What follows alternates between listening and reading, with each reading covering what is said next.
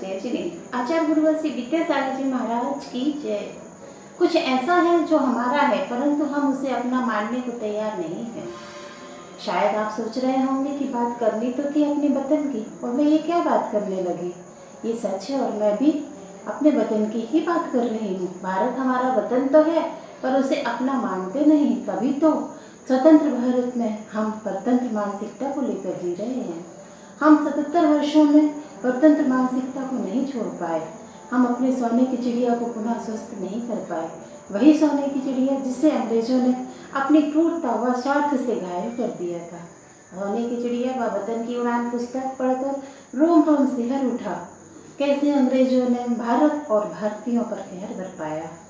अब आवश्यकता है रुकने की नहीं, अपितु वापस लौटने की, वापस अपनी कलाओं को पुनर्जीवित करने की, भारत में पुनः उद्योगों की स्थापना करने की, मैन्युफैक्चरिंग यूनिट बढ़ाने की।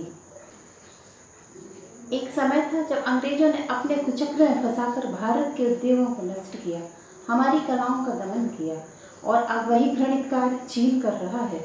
हमारे टूथब्रश से लेकर बेडशीट तक वही बना रहा है और भारत में खपा रहा है और हम इसके जाल में फंसते जा रहे हैं।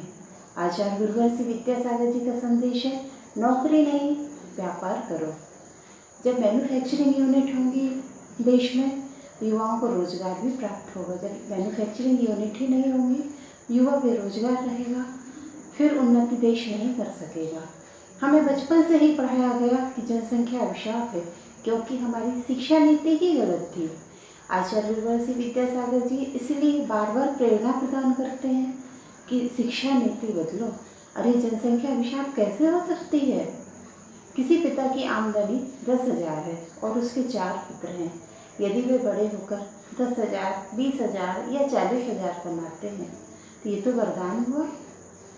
किसी उद्योग के पिता अकेला कार्य कर रहा है और उसके जितने बच्चे होंगे बड़े होकर उसे उतना ही सहयोग मिलेगा। फिर जनसंख्या अभिशाप कैसे हो सकती है। जनसंख्या तो वरदान हुई। यदि उसका सही उपयोग किया जाए तो जनसंख्या वरदान सिद्ध होगी। हमें आवश्यकता है अब आचार्य गुरुवर्षी विद्यासागर जी के आदर्शों का पालन करने की, उनके दिए गए संदेशों पर अमल करने की, जिससे हम अपने भारत को पुनः सोने की चिड़िया बना सकें। जय श्री राम।